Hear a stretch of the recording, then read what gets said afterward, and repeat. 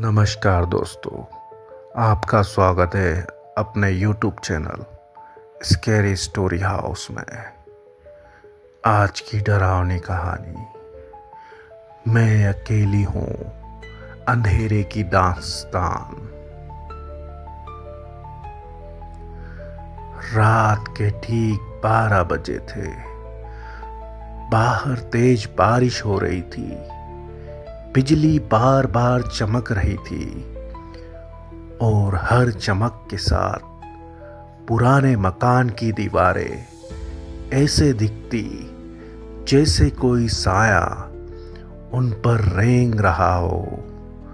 23 साल की नंदनी उस रात घर में बिल्कुल अकेली थी।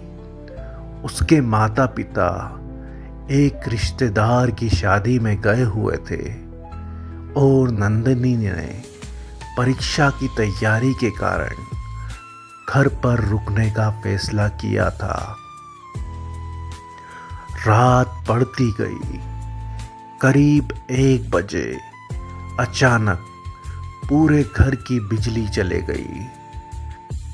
शायद ट्रांसफार्मर उड़ गया होगा, नंदिनी ने खुद को समझाया। उसने मोबाइल की टॉर्च जलाई और मोमबत्ती ढूंढने लगी।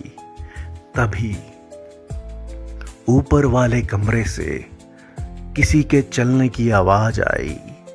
ठक ठक ठक। नंदिनी ठिठक गई। उसका दिल तेजी से धड़कने लगा। कोई नहीं है ऊपर, उसने खुद से कहा।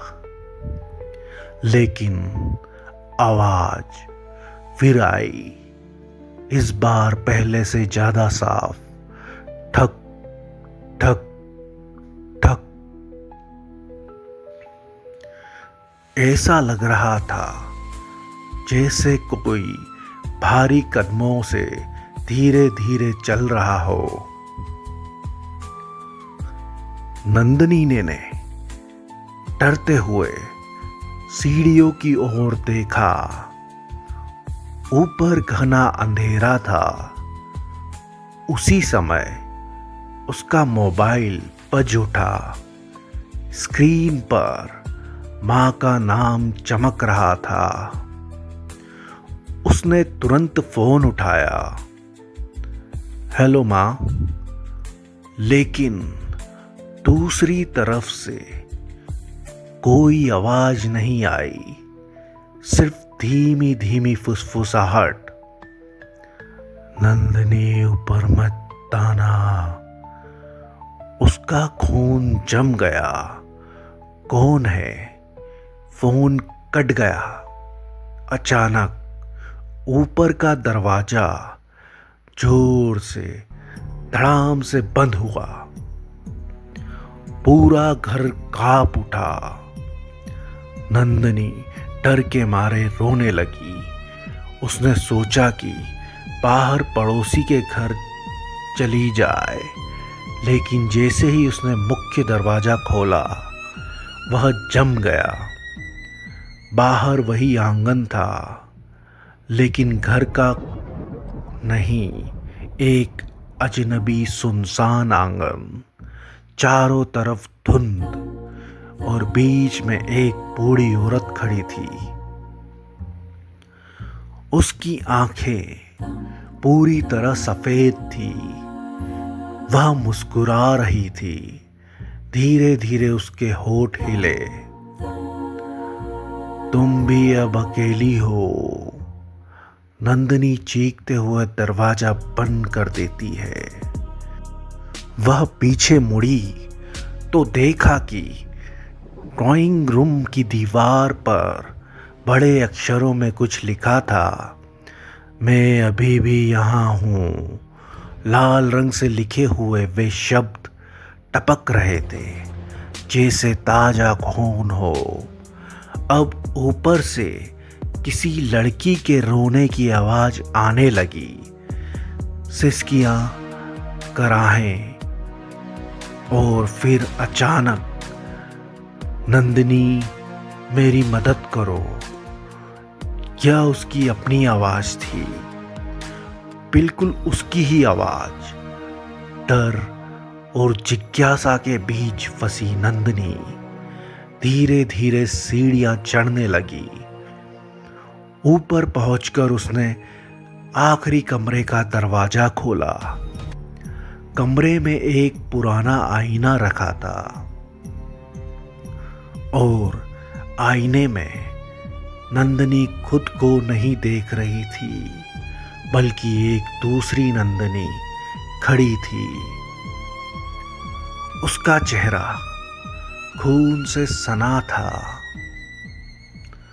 आंखें काली थी और गर्दन अजीब तरह से टूटी हुई थी।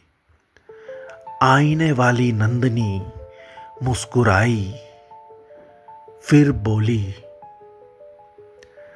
मैं 3 साल से इस घर में फंसी हूं और आज तुम मेरी जगह लेने आई हो। अचानक आईने का शीशा चटक गया। कमरे का तापमान बर्फ जैसा ठंडा हो गया। हजारों हाथ आईने के अंदर से निकलने लगे। वे नंदिनी को पकड़कर खींचने लगे। वह चीखती रही, मदद के लिए पुकारती रही, लेकिन पूरा घर उसकी चीखें निगल गया। अगली सुबह उसके माता पिता लौटे। घर का दरवाजा खुला हुआ था। सामान बिखरा पड़ा था, लेकिन नंदिनी कहीं नहीं दिखी। पुलिस आई, पूरे घर की तलाशी ली गई, कोई सुराग नहीं मिला। बस ऊपर वाले कमरे के आईने पर उंगलियों से लिखा एक संदेश मिला, अब मैं अकेली नहीं हूं। और कहते हैं, आज भी जब उस घर में रात के 1 बजे बिजली चली जाती है, तो ऊपर वाले कमरे से एक लड़की की आवाज सुनाई देती है,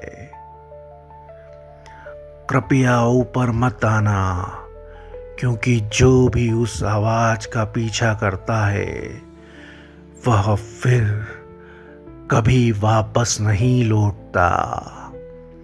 ये डरावनी कहानी आपको कैसी लगी है कमेंट में बताइएगा। कहानी अच्छी लगी है तो लाइक कीजिए, चैनल को सब्सक्राइब कीजिए। मिलते हैं नई डरावनी का